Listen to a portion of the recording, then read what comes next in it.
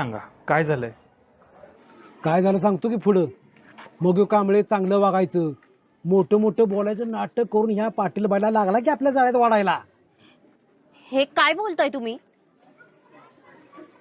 माझा नाही विश्वास आणि तुमच्या बोलण्यावर तर अजिबातच नाही. अहो माझ्यावर तरी ठेवा. मी विचारतो ना त्या प्रश्नाचं उत्तर मला द्या.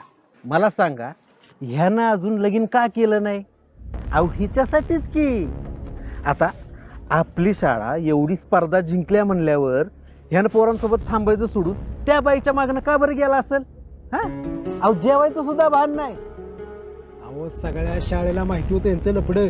What nonsense Kurkute sir. लफडं काय म्हणताय?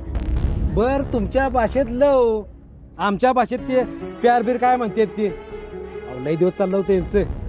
सारखी दोघं एकत्र आणि शाळा संपली का नाही की पोरांच्या गावाला जायचं नाटक करून ह्या मॅडमला जायचा घेऊन फिरायला. उशीर झाला का नाही की म्हणायचं आता थांबा आमच्याच घरी. Stop it please. बरं राहिलं आम्हाला काय करायचंय?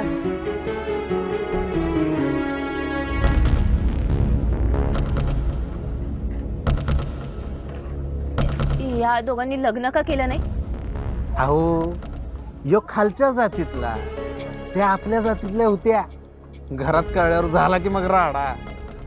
अहो, एवढंच नाही तिच्या घरच्यानीला हाणला बी तरी याला वळण नाही. या कांबळ्याची एक होतं का. पुन्हा काही दिवसानं पाटील मॅडमला ह्याचं कळलं